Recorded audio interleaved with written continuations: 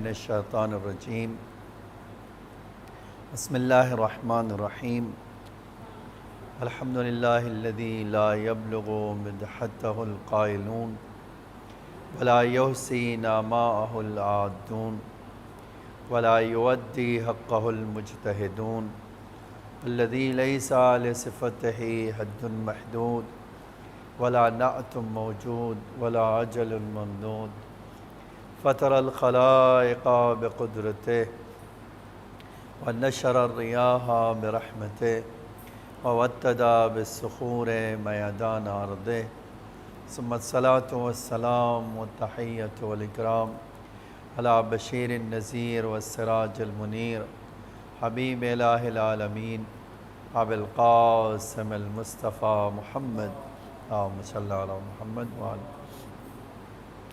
آلہ الطیبین الطاہرین المعصومین المظلومین الغر المیامین لا سیما الامام المبین بقیت اللہ فی الارضین الحجۃ الثانی عشر الامام المہدی المنتظر صلوات اللہ وسلامہ علیہ اما بعد فقد قال رسول اللہ صلی اللہ علیہ وآلہ وسلم فی دعائہ اللہم نبحنی فیہ لبرکات اسحارہ ونور فیہ قلبی بضیاء انوارہ وخذ بکل عزائی الی اتباع آثارہ بنورک یا منور قلوب العارفین۔ ماہ مبارک رمضان کی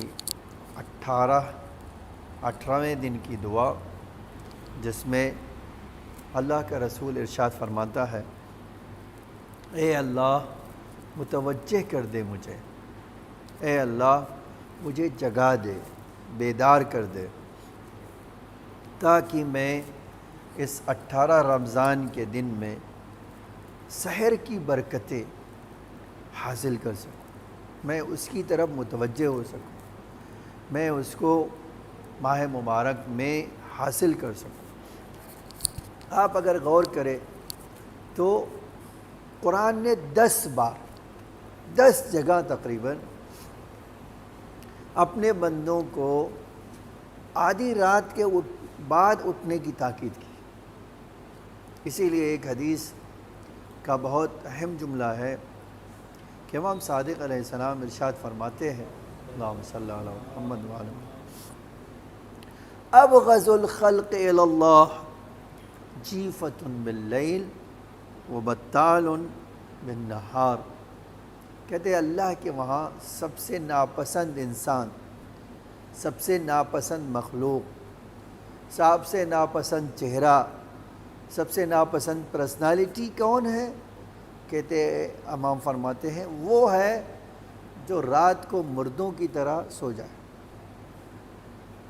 جو دیکھیے سونا عبادت ہے، اسی ماہ مبارک میں روزہ رکھ کے سونا عبادت ہے، لیکن آپ پوچھئے کہ اسی ماہ مبارک کی پوری رات سوتے میں گزار دینا، امام فرماتے کیا ہے؟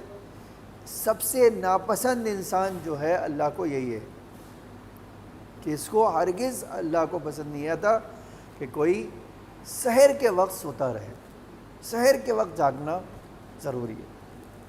پھر اس کے بعد ایک جملہ ہے، ایک تو رات کو سوتا رہے، دوسرے بطال بالنہار، بطال النہار، رات کو بالکل سوتا ہی رہ جائے فلیٹ، دوسری طرف سے دن میں کوئی کام ہی نہ کرے۔ اللہ کو ایسا آدمی بھی نہیں چاہیے جو 100% نہ دن میں کام کرے اور رات بھر سوتا رہے، ایسا آدمی اللہ کو چاہیے ہی نہیں۔ اس کے بعد آپ دیکھیے دوسری جو ہے وَنَوِّرْ فِيهِ قَلْبِي بِضِيَاءِ أَنْوَارِهِ، اے اللہ میرے قلب کو، میرے دل کو 18ویں ماہ مبارک کے دن نورانی کر دے، بِضِيَاءِ أَنْوَارِهِ، اپنے اس نور کی روشنی سے جو تو اپنے بندوں کو عطا کرتا ہے۔ اس کے بعد تیسرا جملہ ہے وَخُذْ بِكُلِّ، اے اللہ ہر میرے اعضاء کو، وَخُذْ بِكُلِّ اعضائی الی اتباع آثارہ، اے اللہ میرے اس اعضاء کے ہر حصے کو تو وہ چیز کے پیچھے چلا دے جو تیرے بندے کو نورانیت عطا کرتا ہے۔ پھر اللہ کہتا ہے یا بے نور کیا یا منورہ قلوب العارفین، اے اللہ تیرا ہی نور ہے جو تو لوگوں کے دلوں کو نورانی کرتا ہے، اجالا دیتا ہے، روشنی عطا کرتا ہے۔ یہ 3 جملے، اور میں نے آپ سے کہا کہ یہ 3 جملے کس کے ہیں؟ اللہ کے رسول کے۔ دعا جب اللہ کا رسول کر رہا ہے تو یہ 3 جملے 18ویں ماہ مبارک کو۔ اب کبھی آپ سوچئے کہ اللہ کیوں اتنا زیادہ سحر کے وقت کو جو ہے برکت والا بتا رہا ہے، نورانیت بتا رہا ہے، روزی کے لیے بتا رہا ہے، اور طرح طرح کی چیزوں کے لیے کیوں کہہ رہا ہے کہ بھئی سحر میں یہ کام کرو؟ ہے نا ایک سوال۔ میں نے کہا قرآن میں اللہ نے اپنے رسول کو، اپنے حبیب کو، ایک آیت میں پڑھتا ہوں سورہ اسراء کی، آپ دیکھیے وَمِنَ اللَّيْلِ فَتَحَجَّدْ بِهِ، اے میرے حبیب، اے میرے رسول، اٹھو رات کو۔ کس لیے؟ نماز تہجد پڑھنے کے لیے، نماز شب پڑھنے کے لیے اٹھو۔ پھر اللہ کہتا ہے نافلۃ لک، اور صرف آپ کو پڑھنا ہی ہے، دوسرے پڑھیں یا نہ پڑھیں آپ کو پڑھنا ہے۔ آج یہ بھی ایک عجیب بات ہی نہیں کہ رسول اللہ صلی اللہ علیہ وسلم جو ہے تھے، ان پر واجب کر دیا اللہ نے کہ نماز شب تم پڑھو، چاہے کوئی پڑھے یا نہ پڑھے۔ جبکہ اگر کوئی چیز، دیکھیے میں اور آپ اگر کسی کو چاہتے ہیں اور زیادہ محبت کرتے تو کیا کرتے ہیں؟ پسندیدہ چیز اس کو دینے کی کوشش کرتے ہیں، ٹھیک ہے؟ تو اب اللہ اپنے رسول سے کہہ رہا ہے کہ تم پڑھو، خالی کوئی پڑھے یا نہ پڑھے۔ اس کا مطلب کیا ہے؟ جو بہترین چیز ہے وہ اپنے رسول کو دینا چاہتا ہے، اس میں کسی کی کوتاہی برداشت نہیں کرتا ہے۔ اور یہ جملہ آپ آگے سن لیجئے، عَسَىٰ أَن يَبْعَثَكَ رَبُّكَ مَقَامًا مَحْمُودًا، اے میرے حبیب آپ نافلہ پڑھیے، آپ کو اتنا بڑا مرتبہ دیں گے جس کو مقام محمود کہا جاتا ہے۔ آج روایتوں میں اگر آپ پوچھئے کہ یہ مقام محمود ہے کیا چیز، آخر مقام محمود ہے کیا چیز، تو ایک تفسیر مقام محمود کی یہ کی گئی ہے کہ جب قیامت آئے گی، اور قیامت آنے کے بعد جب سارے لوگ کھڑے ہوں گے حساب کتاب دینے کے لیے، تو اللہ اپنے رسول کو یہ پاور دے گا، طاقت دے گا، جس کو چاہو جنت میں لے جاؤ۔ اب آپ دیکھیے یہ کتنی عجیب بات ہے کہ اللہ کہہ رہا ہے میں اسی نافلے شب سے تمہیں، نماز شب کے پڑھنے سے تمہیں کیا کروں گا؟ مقام محمود عطا کروں گا، جس کو چاہو جنت میں لے جاؤ۔ آج اسی نماز شب کے لیے میں نے ایک روایت دیکھی، فرمایا امام صادق علیہ السلام نے، ہمارا شیعہ نہیں ہے وہ جو نماز شب نہ پڑھتا ہو۔ آپ دیکھیے آج ہم سبھی کہتے ہیں کہ نہیں ہم شیعہ ہیں، ہم کہیں نہ کہیں دوسرے دشمن بھی کہتے ہیں کہ یہ شیعہ ہے۔ اگر ہم اپنے منہ سے نہ بھی کہیں کہ ہم شیعہ ہیں تو لوگ کہتے ہیں یہ شیعہ ہے نا؟ اور امام کیا کریں؟ ہمارا کوئی شیعہ ہے ہی نہیں جو نماز شب نہ پڑھتا ہو۔ اس کا مطلب یہ ہے کہ شیعہ کو جو مرتبہ اللہ نے رکھا تھا وہ کچھ اور تھا، ہم نے اس مرتبے کو کھو دیا ہے۔ تو ایک یہ آیت نہیں ہے، میں نے کہا 10 آیت ہے جس میں بار بار اللہ اپنے رسول اور لوگوں کو مخاطب کر کے کہہ رہا ہے رات پوری سوتے میں نہ گزار دینا، رات کا ایک حصہ نماز دعا کے لیے رکھنا۔ آج جتنے بھی علماء ہیں نا، آپ کسی بڑے عالم کے بارے میں پڑھیے۔ اب ہمارے وہاں یہاں بھی، ہمارے ہندوستان میں بھی آج کل تھوڑا زمانہ بدل گیا ہے، لیکن میں نے کرار صاحب کو جانتے ہیں نا؟ کرار صاحب کو، کرار صاحب ٹرین میں بھی نماز شب پڑھتے تھے، یعنی ایسا نہیں کہ کہیں گھر میں ہے تو سفر کر رہے ہیں تو بھی نماز شب نہیں چھوڑتے تھے۔ اور اللہ نے کتنا دیا؟ اگر آپ دیکھو تو کتنی پوری دنیا میں ان کو لوگ جانتے تھے نہیں؟ وہ جب مجلسیں پڑھتے تھے ہم لوگ اس ایریے سے تعلق رکھتے جہاں بہت وہ آتے تھے، ان کی شان و شوکت دیکھا یا نہیں؟ یہ کیا تھا؟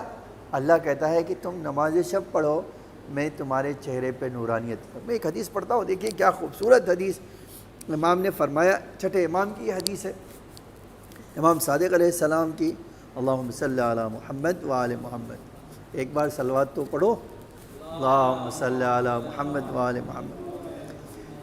چھٹے امام نے فرمایا کہ جب میں اپنے دل کو چمکانا چاہتا ہوں، اپنے دل کو نورانیت چاہتا ہوں، تو اب دیکھیے کسی کا آدمی کو، مجھے اور آپ کو اگر اپنے دل کو چمکانا ہے تو ہم سوچیں کہ بھئی کون سی چیز سے ہمارا دل چمک جائے گا؟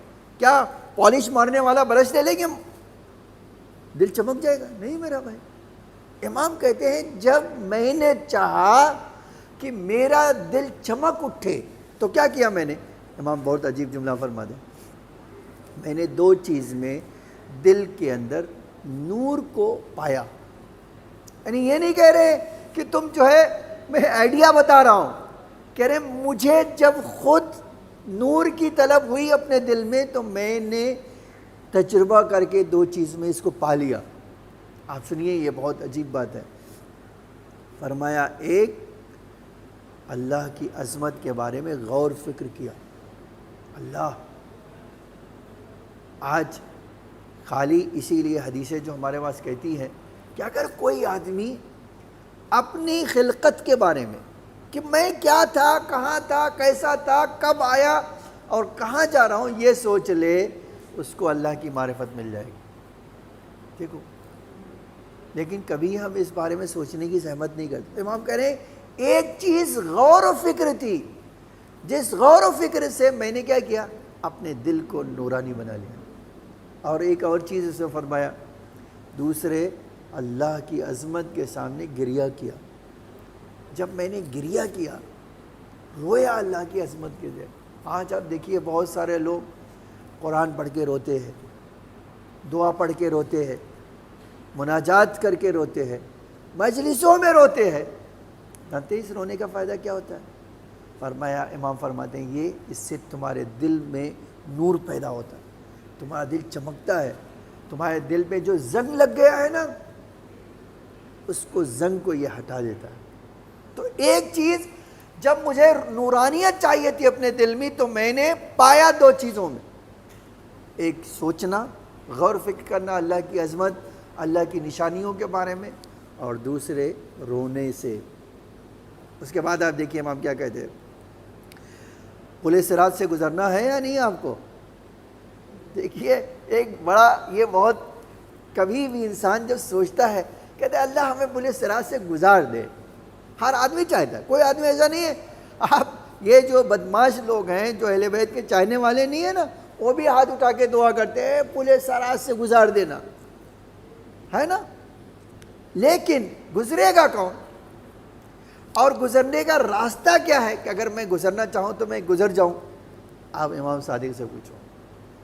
مولا فرماتے ہیں جب میں نے سوچا کہ پل صراط سے گزروں گا کیسے تو میں ڈھونڈنے لگا کہ کون سی چیز مجھے پل صراط سے آسانی سے گزار دے گی۔ اس کو کہتے ہیں عقل مندی۔ آخر مجھے جانا ہے، آپ کو جانا ہے، تو یہ ذہن میں آنا چاہیے نہیں کون سی چیز ہمیں پار لگائے گی اس پار۔ یہ بہت نیچرل سوال ہے۔ جواب میں امام نے فرمایا، بہت عجیب جملہ ہے، فرمایا مجھے ملا صدقہ دینے سے اللہ ہمیں پل صراط سے پار لگا دے گا۔ دیکھیے صدقہ جہاں آج ہمارے پاس روایتوں میں کہ 70 بلاؤں کو دور کرتا، فرمایا اپنے مریضوں کا علاج کرو صدقے کے ذریعے سے، اپنی روزی میں اضافہ کرو صدقے کے ذریعے سے، ٹھیک ہے؟ جہاں یہ کہا کہ اپنے قرضے کو ادا کرو صدقے کے ذریعے سے، وہیں یہ کیا ہے؟ امام فرماتے ہیں مجھے جب یاد آئی کہ پل صراط سے گزرنا ہے تو میں نے ڈھونڈنا، تلاش کرنا شروع کیا اور مجھے ملا صدقہ مجھے پل صراط سے گزار دے گا۔ اس کے بعد ایک اور جملہ سن لیجئے، یہ جو اصل میرے موضوع میں تعلق رکھتا تھا وہ یہ جملہ ہے۔ فرمایا اور جب میں نے سوچا کہ میرے چہرے پر نورانیت آئے، آج انسانوں کو دیکھیے آپ تو آپ کو نہیں ملے گا، بہت کم لوگ ایسے ملیں گے جن کے چہرے پہ نورانیت پائی جاتی ہے نا؟ لیکن امام کہتے ہیں اگر چہرے کی نورانیت تمہیں چاہیے تو کیا کرنا؟ فرمایا اگر تمہیں چہرے کی نورانیت چاہیے تو نماز شب پڑھنا۔ یہ تمہارے چہرے پر، کسی نے پوچھا تھا کہ مولا امام سجاد سے کہ مولا بہت سارے لوگوں کے چہرے پہ نور بہت ہوتا ہے، وہ کہاں سے آتا ہے؟ تو انہوں نے فرمایا، امام نے فرمایا کہ یہ بندہ وہ ہے جو اپنے نرم بستر کو چھوڑ دیتا ہے، اللہ کے لیے کھڑا ہوتا ہے اور اللہ اس کو اپنے نور کی چادر اس کو عطا کرتا ہے، اس سے نورانیت پیدا ہوتی ہے۔ آج ہم بہت سارے لوگ دیکھتے ہیں خوبصورت نہیں ہے لیکن نور ہے ان کے چہرے۔ اب اسی کے مقابل میں کچھ لوگ ایسے فٹکار برس رہی ہے، ہم دیکھی کے کہتے ہیں کہ بھئی دیکھو ان کا چہرہ کیسا ہے۔ یہ اس بات کی دلیل ہے کہ یہ اللہ سے لو نہیں لگائے ہوئے ہیں، ورنہ اللہ اس کے چہرے کو نورانی کرتا تھا۔ تو ایک بہت اہم موضوع ہے، اور دیکھیے دنیا میں کیسے کیسے لوگ تھے۔ ایک واقعہ سناتا ہوں اور آپ دیکھیے، یہ عبرت ہے ہمارے لیے۔ واقعہ ہے جناب عیسیٰ کے زمانے میں ایک عورت رہتی تھی، بڑی عبادت گزار۔ ایک دن اس کی اتنی وہ اچھی عادت تھی اور اتنی وہ بڑی عابدہ تھی کہ جناب عیسیٰ نے فرمایا کہ اگر اللہ عورتوں کو نبی بناتا ہوتا نا تو یہ عورت نبی بن گئی ہوتی، لیکن چونکہ اللہ نے عورتوں کو نبی نہیں بنایا ہے اس لیے یہ عورت نبی نہیں بنی، لیکن اس کے اندر صلاحیت تھی کہ اللہ اس کو کیا بنا دے؟ نبی بنا دے۔ اتنا بڑا پوچھا کیوں؟ اصل میں اس کا شوہر اپنے بچے کو لے کر جناب عیسیٰ کے پاس گیا، اس نے کہا اے نبی خدا، آج میں نے اپنے گھر میں ایک عجب منظر دیکھا ہے جس سے میں دنگ رہ گیا ہوں، حیرت میں پڑ گیا ہوں، اور میری سمجھ میں نہیں آ رہا ہے کہ مجھے کیا دیکھا۔ کہا میں نے دیکھا کہ میری بیوی نماز کے لیے کھڑی ہے اور تندور میں روٹی لگا کر نماز میں گئی کھڑی ہے۔ اچھا آپ آج بتائیے اگر کوئی تندور میں روٹی لگا دے اور چلے جائے نماز میں تو روٹی جلے گی یا نہیں جلے گی؟ تو نیچرل بات ہے، فطری بات ہے کہ آگ اس کو جلا دے گی۔ پھر کہا او نبی خدا، اے نبی خدا، یہ تو حیرت کی بات ہی تھی کہ دیکھا روٹی ویسے ہی تندور میں لگی اور بیوی نماز پڑھ رہی، اور اس سے بھی ہر بڑی جو ہے میں نے چیز اپنی آنکھوں سے دیکھی تو مجھے یقین نہیں آ رہا تھا۔ کیا؟ کہا میرا یہ چھوٹا سا بیٹا آگ میں گر گیا اور وہاں بیٹھ کے کھیل رہا ہے، آگ اس کو جلا نہیں رہی ہے اور بیوی نماز پڑھ رہی۔ اب پہلے یہ دیکھا تو اتنا غصہ آیا کہ دیکھو ذرا نماز ایسے بھی پڑھی جاتی ہے، لیکن جب جا کر دیکھا کہ نہ روٹی جل رہی ہے نہ وہ، تو دیکھا بیوی نماز پڑھے، سمجھ گیا کہ یہ ہماری بیوی کا ہی کوئی کرشمہ ہے۔ اب اے نبی خدا میں بیوی کو لے کر آیا تو میں نے کہا دیکھو روٹی بھی نہیں چل رہی ہے اور ہمارا بیٹا بھی دیکھو آرام سے کھیل رہا ہے اس میں۔ تو اس بیوی نے مجھے کہا کہ جیسے ہی نماز کے لیے میں کھڑی ہوئی میرے دل میں شیطان نے وسوسہ ڈالا کہ روٹی تندور میں لگائی ہو، لگا کے آئی ہو، جل جائے گی۔ اس نے کہا کہ میرے دل میں آواز آئی اٹھی، میرے دماغ نے فوراً اس شیطان کو جواب دیا۔ شیطان کو جواب دیا روٹی جلنا زیادہ اہم ہے کہ میرا بدن آگ میں جل جائے۔ آپ دیکھو شیطان کو بھگایا کیسے اس نے، کہتے جیسے ہی اس نے میرے دل میں وسوسہ پیدا کیا کہ روٹی جل جائے گی تندور میں نے کہا وہ تو بہتر ہے جل جانا اس سے کہ میرا بدن آگ میں اللہ جلا دے، مجھے عذاب دے۔ کہتے اب جب یہ کام نہیں کر سکا اس کا حربہ تو اس نے کیا کیا؟ کہا تمہارا بیٹا آگ میں گر گیا ہے، میرے دل نے آواز دیا اگر اللہ کی مرضی اور اللہ کا فیصلہ ہے کہ میرا بچہ اسی آگ میں جل جائے تو میں کیا کر سکتی ہوں؟ میں بچانے سے تو بچنے والا نہیں ہے، تو اب اللہ کا فیصلہ ہے تو میں صبر کروں گی، لیکن اگر اللہ کا فیصلہ نہیں ہے تو یہ آگ میرے بچے کے لیے گلزار بن جائے گی، یہی آگ اس کی حفاظت کرے گی۔ کہتے اس بات دونوں جواب دینے کے بعد نماز کنٹینیو کیا میں نے، میرے دل میں ایک آواز اٹھی اور میرا وجود مطمئن ہو گیا اور میں اپنی نماز کو آگے بڑھاتی رہی۔ اب جو آپ آئے ہیں تو آپ نے یہ دیکھا ہے، یہ وہ صلہ ہے جو خدا نے مجھے اس نماز کے بدلے عطا کیا ہے۔ آپ دیکھو، ہم اور آپ اس کی عظمت کو نہیں سمجھتے، ہم اور آپ بہت اس کے اوپر غور اور دھیان سے نہیں پڑھتے، دل لگا کر نہیں پڑھتے، لیکن اللہ کہتا ہے جو میرا بندہ دل لگا کر پڑھے گا اس کے لیے میں کیا کروں گا، اس طرح کا۔ اب جب اس نے جا کر کہا جناب عیسیٰ سے کہ دیکھیے میرا بچہ میں آگ میں سے نکال کے لائے ہوں، تو پلٹ کے فرمایا، بڑا عجب جملہ فرمایا جناب عیسیٰ نے، کہا خدا کی قسم تیری بیوی وہ ہے، ایسی بلند مرتبہ ہے کہ اگر اللہ کسی عورت کو نبی بناتا تھا تو جبریل اس کے پاس وہ اللہ کا پیغام لے کر آتے تھے، اس قدر عبادت گزار۔ یہ کیا چیز ہے؟ نماز۔ میں نے کہا کہ آپ کو ہمارے بزرگ علماء میں سے ہر ایک، علامہ طباطبائی نے ایک بار لکھا، ساتھ میں فائدے کی طرف نہیں جانا چاہتا ہوں، خالی اس بات کی طرف آنا چاہتا ہوں، آپ دیکھو یہ کتنی عجیب بات ہے۔ علامہ طباطبائی کہتے ہیں میں نجف پڑھنے کے لیے گیا تو ہمارے ایک رشتہ دار تھے آیت اللہ قاضی، اور بہت اللہ کی بارگاہ میں بہت پہنچے ہوئے تھے، بہت بلند مرتبہ رکھتے تھے۔ ایک دن دیکھا کہ میں جو ہے امام کے حرم کی طرف جا رہا ہوں، راستے میں یا حرم کا دروازہ پکڑ کے کھڑا ہوں، وہ گزرے، ایک بات کہی، بیٹا دنیا چاہیے نماز سب پڑھنا، آخرت چاہیے تو بھی نماز سب پڑھنا۔ آج ہمارے اور آپ کے اندر یہ کمی پائی جاتی کہ ہم اللہ اور اس کے رسول کی بات کو بہت سیریس نہیں لیتے۔ اگر ہم سیریس لیں تو آپ جان جائیں گے ہم کامیاب ترین انسان بنیں گے۔ آج جو ہماری ناکامی ہے اس کی وجہ یہی ہے کہ ہم نے اللہ اور اللہ کے رسول کی بات کو غور سے نہیں سنا اور نہ ہی اس پر عمل کیا۔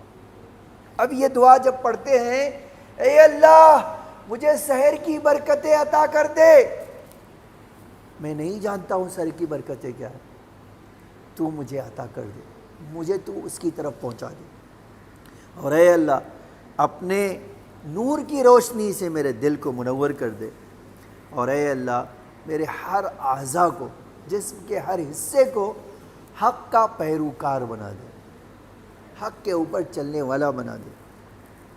اور ایک جملہ یہ کہنا چاہتا ہوں اور میں اپنی بات کو سمیٹ لیتا ہوں۔ تو آپ دیکھیے امام علی علیہ السلام نے ایک حدیث ارشاد فرمائی اسی بات کے لیے کہ میرے ہر اعضاء کو کیا بنا دے، حق کا پیروکار بنا دے، حق کے پیچھے چلنے والا بنا دے۔ اب یہ حدیث سن لیجئے اور اسی پہ بات سمیٹ لیتا ہوں۔ امام نے فرمایا کہ ہر چیز کی ایک زکوٰۃ ہے، ہر چیز کی، ٹھیک ہے۔ زکوٰۃ کا مطلب کیا ہے؟ آپ وہ دیں گے، مثال کے طور پر امام نے کہا اگر مال میں زکوٰۃ نکالو گے تمہارا مال کئی گنا اللہ بڑھا دے گا، برکت عطا کر دے گا۔ تو زکوٰۃ کا مطلب ہوتا ہے بڑھنا، ٹھیک ہے، ترقی کرنا۔ اب آپ سنیے کہ امام کیا فرماتے ہیں، فرمایا اگر تمہیں اللہ طاقت دے تو اس کی زکوٰۃ یہ ہے کہ دوسروں کے ساتھ انصاف کرنا۔ کیا خوبصورت جملہ ہے، طاقت ہو تو ظلم نہیں کرنا، طاقت ہو تو انصاف کرنا۔ لیکن آپ ہمیشہ دیکھیں گے طاقت والے ظلم زیادہ کرتے ہیں، انصاف کم کرتے ہیں، یہ بات واضح ہے۔ اس کے بعد دوسرا جملہ فرمایا اگر تمہیں اللہ نے خوبصورتی دی ہے، تمہارا جسم و ڈیل ڈال جو بنایا ہے وہ بڑا خوبصورت بنایا ہے، کہتے اس کی زکوٰۃ پاک دامنی ہے، عفت ہے. اگر پاک دامن رہو گے تو اللہ تمہاری اس خوبصورتی کو 4 چاند لگا دے. اور اگر بدنما داغ تمہارے دامن پر ہوگا تو اس خوبصورتی کا تمہارے کوئی فائدہ نہیں ہونے والا. تو ایک خوبصورتی کی زکوٰۃ عفت اور پاک دامنی ہے. پھر فرمایا کامیاب اللہ اگر تمہیں بنا رہا ہے تو کیا کرو؟ تم ایک سکسیسفل آدمی ہو، دنیا میں کامیاب ترین انسان ہو، تم کیا کرو؟ امام نے فرمایا اگر کامیاب انسان ہو تو لوگوں کے ساتھ نیکی، اچھائی کرو اور ان کو معاف کرو، ان کی برائیوں کو نظر انداز کرو. پھر آگے فرمایا اگر تمہارے ہاتھ بہت کھلے ہوئے ہیں، ڈھیر ساری اللہ نے تمہیں دولت دی ہے، تو اس کی زکوٰۃ یہ ہے کہ پڑوسیوں کے ساتھ نیکی کرو اور کوئی رشتہ دار کو نہ بھولو، ہر رشتہ دار کو یاد کرو تاکہ تمہارا مال اللہ اس کو زکوٰۃ بڑھا دے. پھر آگے فرمایا اگر اللہ نے تمہیں صحت و سلامتی بدن کی عطا کی ہے تو اس کی زکوٰۃ یہ ہے کہ اللہ کی عبادت میں کوشش کرو. جب بیمار ہوگے تو نماز پڑھو گے. آج جو لوگ روزہ رکھ سکتے ہیں بہانہ بنا کر روزہ نہیں رکھتے، تو جب بیمار ہو جائیں گے تب رکھیں گے. ابھی تو صحیح سالم ہے نا، ابھی تو میرا جسم صحیح کام طور سے کر رہا ہے. تو آپ سوچیں جب صحیح سالم ہے تو اللہ کی اطاعت میں خرچ کرو، اس کو نماز پڑھنے میں لگاؤ، اچھے کام میں لگاؤ. تو امام فرماتے ہیں وہ صحت و سلامتی کی زکوٰۃ اللہ کی راہ میں عبادت اور کوشش کرنا. پھر کہا اگر شجاعت ہے تمہارے پاس تو شجاعت کی زکوٰۃ کیا ہے؟ اس کو اللہ کی راہ میں جہاد کرو. پتھر اٹھانے سے کیا ہوگا بڑے بڑے؟ آپ آج دیکھیے بہت لوگ یہ کام کرتے ہیں کہ میں شجاع ہوں، کیا دلیل ہے؟ 50 کلو اٹھا لیتا ہوں. اس کا کیا فائدہ میرے بھائی؟ اصل تو یہ ہے کہ اگر تمہیں اللہ نے شجاعت دی ہے تو اللہ کی راہ میں خرچ کرو، اللہ کا پیغام پہنچا دو. پھر اس کے بعد فرمایا علم کی زکوٰۃ یہ ہے کہ دوسروں کو علم دے دو، دوسروں کو علم پہنچا دو. آنکھ کی زکوٰۃ کیا ہے؟ آنکھ کی زکوٰۃ یہ ہے کہ جن چیزوں کو دیکھو اس سے سیکھو کچھ. آج خوبصورت پھول کو دیکھ رہے ہو تو تمہیں یہ نہیں سمجھ میں آ رہا ہے کہ اتنا خوبصورت جو بنا سکتا ہے وہ کتنا خوبصورت ہوگا؟ نہیں، یہ رنگ برنگے پھول دیکھ کے آپ کو یاد نہیں آتا کہ خداوند عالم کتنا لطیف ہے؟ اس سے دیکھ کر عبرت حاصل کرو. اور دوسرے جن چیزوں کو اللہ دیکھنے سے منع کر رہا ہے ان چیزوں کو نہ دیکھو. اور پھر فرمایا کان کی زکوٰۃ یہ ہے کہ 3 چیزیں سنو، علم سنو، حکمت کی باتیں سنو اور قرآن سنو. اور اس کے بعد فرمایا اللہ کی نعمتوں کی زکوٰۃ یہ ہے کہ تم اچھے اور عمل صالح انجام دو. اور آخری جملہ فرمایا اگر اللہ تمہیں رتبہ دے دے، کوئی عہدہ دے دے تو اس عہدے کی زکوٰۃ یہ ہے کہ دوسروں کو اس عہدے سے فائدہ پہنچاؤ. آپ دیکھو ہمارے اماموں نے یہ کام کتنی خوبصورتی سے کیا ہے کہ جب ان کو کوئی ان کا چاہنے والا کوئی عہدے پہ پہنچ گیا تو اماموں نے باقاعدہ ان سے کہا کہ ہمارے شیعوں کے مسائل حل کرنا. وزیر اعظم بن گئے ہو، یہ نہیں بھول جانا کہ وزیر اعظم، یہ وزیر اعظم بنے ہو اس لیے کہ ہمارے غریب شیعہ کی فریاد کو پوری کر دو. یہ ہے کیا عہدے کی زکوٰۃ. آج آپ دیکھو ہمارے مولا کی سیرت میں ملتا ہے اگر کوئی آیا کہتا مولا میری سفارش فرما دو تو یہ نہیں کہتے تھے کہ میں اتنا بڑا آدمی ہو کے تیری سفارش کروں گا. کہتے چلو کسی دکاندار میں چلو میں تمہارے ساتھ چلوں گا، اگر تمہاری میری اس سفارش سے کام بن جاتا ہے تو میں تمہاری سفارش کروں. لیکن آج کتنے لوگ سفارش کرنے والے؟ وہ ہے تو بڑی پوسٹ پہ. اس سے پتہ چلتا ہے ہم نے اہل بیت کی سیرت کو نہیں لیا. آپ دیکھو اہل بیت کی سیرت میں ایک پہلو یہ ہے کہ وہ اللہ کے لیے قربانی دیتے تھے. کبھی آپ سوچئے کہ ہماری شہزادی زینب کو ضرورت کیا تھی کربلا جانے کی؟ نہیں، ان کی تو شادی ہو چکی تھی نا، ان کے تو خود کے بچے تھے. امام حسین کے ساتھ کیوں گئی؟ سیدھا جواب ہے اس لیے کہ وہ اپنے جسم پر مصیبت اٹھانا گوارا تھا، لیکن اللہ کا حکم پامال ہو یہ گوارا نہیں تھا۔ اس پیغام کو پہنچانے کے لیے کس طرح درد سہا۔ بس ایک جملہ اور 2 منٹ آپ کے اور زحمت تمام۔ راوی حمید ابن مسلم کہتے دیکھیں کیسے بغیرت لوگ بھی تھے اس زمانے میں۔ حمید ابن مسلم کہتا ہے جب خیمے جل رہے تھے اور یہ رسول زادیاں ایک خیمے سے نکل کر دوسرے خیمے میں جا رہی تھی، تو میں نے دیکھا کہ ایک طویل القامہ بیوی ہے جو تمام بچوں کو بچانے میں لگی ہے، کبھی اس کو کبھی اس کو کا ایک خیمے سے دیکھا میں نے، اتنے لمبے شعلے بلند تھے اور وہ بیوی اپنا ہاتھ ملتی تھی، اس شعلے کو دیکھتی تھی۔ میں نے پوچھا کہ بی بی کیا رہ گیا اس خیمے میں آپ کا؟ بڑا عجب جملہ فرمایا، یا شیخ انا لنا علیلا فی الخیمہ، اے شیخ ہمارا بیمار بھتیجا اس خیمے میں رہ گیا۔ اب آپ دیکھیے انسانیت کا تقاضا تو تھا نا، وہ جو ملعون یہ پوچھ سکتا ہے وہ مدد کر سکتا ہے، لیکن اس سے مدد نہیں کیا۔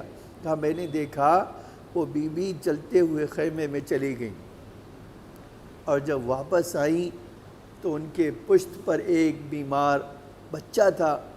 جب وہ لائیں خیمے کے باہر لٹایا، اور ایک جملہ کہا ہوگا، میں نے مقتل میں نہیں سنا، مقتل میں نہیں پڑھا، لیکن ذاکرین ہمارے کہتے ہیں مقتل کا رک کر کے کہا ہوگا، بھیا تمہارے سجاد کو جلتے ہوئے خیمے سے میں نے بچایا ہے، لیکن ارباب عزا ایک وقت ایسا آیا جب یہی بہن چہلم کرنے بھائی کی قبر پر آئی تو پہلے تو یہ کہا تھا بھیا میں نے تمہارے سجاد کو جلتے خیمے سے بچا لیا ہے، اب ایک بار زینب نے بھائی کے قبر کو دیکھا، بھیا تمہاری زینب تم سے شرمندہ ہے، ارے تم نے میرے حوالے سکینہ کو کیا تھا، لیکن اے بھیا ارے قید شام کے زندان سے میں تمہاری سکینہ کو بچا نہ سکی، اے بھیا ارے وہ سکینہ تو تمہاری چہیتی بیٹی تھی، اس نے شام کے زندان میں تو ہم توڑ دیا،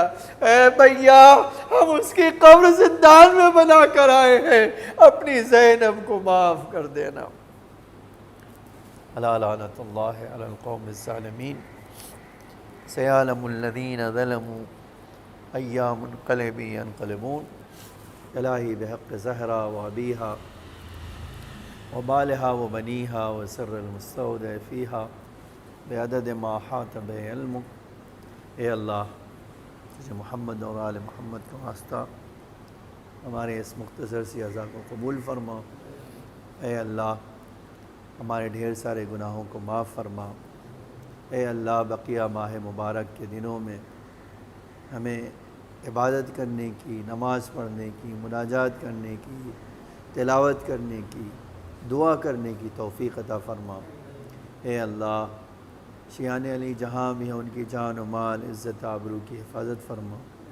پروردگار اے اللہ ان کو تمام آفات و بلا سے محفوظ فرما، اے اللہ وبا سے، اس بیماری سے ان سب کی حفاظت فرما، اور جو مریض ہیں انہیں شفائے عاجل و کامل عطا فرما، جو مقروض ہیں ان کے قرضوں کو ادا فرما، جو بے گھر ہیں انہیں گھر عطا فرما، جو بے اولاد ہیں انہیں اولاد نرینہ عطا فرما۔ اے اللہ جو بے روزگار ہیں انہیں روزگار عطا فرما، ہم سب کے رزق حلال میں برکت عطا فرما، مومنین جو قید میں انہیں قید سے رہائی عطا فرما۔ اے اللہ جو ظالموں کے نرغے میں ہیں انہیں ظلم سے نجات عطا فرما، جو مجاہدین اسلام ان کی حفاظت فرما، ان کو ان کے مقاصد میں کامیاب فرما، دشمنان اسلام کی سازشوں کو ناکام فرما۔ اے اللہ آقا امام زمانہ علیہ السلام کے ظہور میں تعجیل فرما، ہم سب کو آقا کے حقیقی غلاموں میں شمار فرما۔ اے اللہ اس دنیا میں محبت اہل بیت اور آخرت میں شفاعت اہل بیت نصیب فرما۔ اے اللہ ہمیں نور آل محمد سے مزین فرما۔ ربنا تقبل منا انک انت السمیع العلیم۔